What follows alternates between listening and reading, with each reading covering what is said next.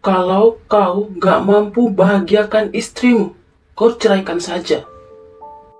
Ucapan Zainuddin itu terletak di benak Zulkifli. Zainuddin, yang merupakan bos tempat Zulkifli bekerja, sering sekali mengucapkan kata-kata yang menyakitkan hatinya. Zulkifli merasa jika ia tak dihargai sebagai kepala rumah tangganya. Lama-kelamaan, pria berusia 27 tahun itu menaruh curiga jika bosnya Zainuddin sudah menaruh hati pada istrinya. Zainuddin, pria berusia 48 tahun asal Bintan, Kepulauan Riau, adalah juragan besi tua. Zulkifli memang belum lama bekerja dengan Zainuddin. Sebenarnya, Zainuddin juga sudah punya istri dan memiliki 3 orang anak. Namun, ia merasa jika bosnya itu sering sekali mengurusi rumah tangganya, bahkan sampai menyarankan untuk menceraikan istrinya. Tersinggung, sakit hati, dan curiga jika istrinya dilirik sang juragan, Zulkifli yang tahu jika bosnya memiliki sejumlah uang, akhirnya merencanakan perampokan kepada Zainuddin. Untuk menjalankan rencananya itu, Zulkifli mengajak kenalannya seorang kuli bangunan bernama Aryansyah. Setelah rencana matang, hari eksekusi pun ditentukan.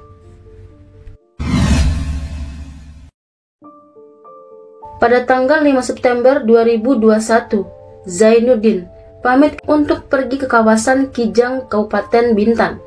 Ia ke sana setelah mendapatkan info dari Zulkifli jika di sana banyak tumpukan besi tua. Zainuddin pergi bersama Zulkifli dengan membawa uang cash 200 juta. Saat itu, Zulkifli mengajak Aryansyah sebagai alasan penunjuk jalan lokasi besi tua. Sebenarnya tumpukan besi tua itu tak pernah ada. Itu hanya karangan Zulkifli sebagai bagian dari rencana merampok bosnya itu. Menaiki Toyota Avanza putih, Zainuddin menyetir mobilnya menuju ke kawasan Kijang. Sementara Zulkifli duduk di sebelahnya dan Aryansyah duduk pas di belakang Zainuddin. Saat di perjalanan semuanya berjalan sesuai rencana. Zainuddin tak sedikit pun menaruh curiga.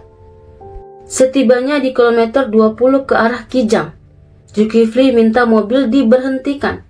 Lantas, setelah kode dari Zul, Aryansyah yang duduk di belakang Zainuddin mencekik Zainuddin dengan tali.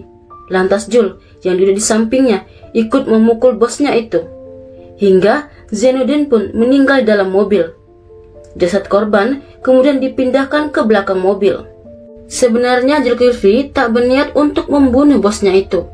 Aryansyah lah yang menyarankan untuk membunuh Zainuddin agar bisa leluasa merampok korban, sekaligus untuk membuang barang bukti. Lantas keduanya berniat mengubur jasad korban. Di tengah jalan, mereka sempat mendatangi penduduk sekitar untuk meminjam cangkul.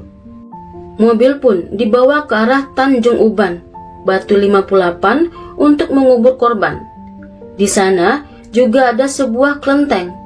Kurang lebih 1 kilo dari kelenteng itu ada tiang tower sutet. Di sanalah jasad Zainuddin dikubur. Di dalam mobil ada uang cash 200 juta dan juga dompet korban. Uang dan dompet diambil Zulkifli. Mereka sempat singgah ke ATM. Zul mengambil uang korban senilai 60 juta. Setelah menemukan kertas yang bertuliskan PIN ATM di dompet korban. Lantas mobil dibawa ke kawasan Danau Biru yang ada di Galang Batang, Bintan. Di sana, mereka menunggu hingga malam. Saat yakin kondisi area danau sudah gelap dan sepi, mobil pun ditenggelamkan. Lantas, mereka pun pulang. Sesuai perjanjian, harusnya Aryansyah dijanjikan 200 juta. Namun, Zul hanya memberikan 3,5 juta. Sisanya bakal ia berikan lain waktu. Lantas keduanya kabur ke kota Tanjung Pinang. 3 hari setelahnya, pada tanggal 8 September, istri Zainuddin, Eni, melaporkan suaminya hilang ke Polres Tanjung Pinang setelah tak pulang-pulang dan tak bisa dihubungi. Beberapa hari kemudian, warga di kawasan Danau Biru melaporkan jika melihat ada mobil tenggelam. Saat diangkat, plat mobil sama dengan plat mobil milik suami Eni. Awalnya, polisi menduga jika mobil jatuh ke danau.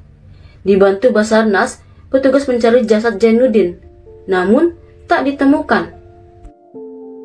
Berdasarkan cerita Eni, terakhir suaminya itu pergi dengan Zul. Zul pun dicari, namun Zul ternyata tak bisa ditemui. Saat itulah polisi meyakini jika Zul tahu apa sudah terjadi pada bosnya itu. Pengejaran pun dilakukan hingga ke Bengkalis, Indragiri Hulu, Indragiri Hilir, Riau. Pada tanggal 27 September 2021, berkat kerjasama Polda Kepri dan Polres Bintan, keduanya pelaku berhasil ditangkap. Sebenarnya, almarhum Zainuddin sering memarahi Zul lantaran Zul sering mabuk dan sering berhutang.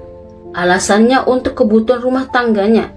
Saat ditagih, tak pernah dibayar oleh Zul. Hingga korban menilai jika Zul tak bertanggung jawab kepada istrinya. Ia pun menyarankan Zul untuk menceraikan istrinya saja.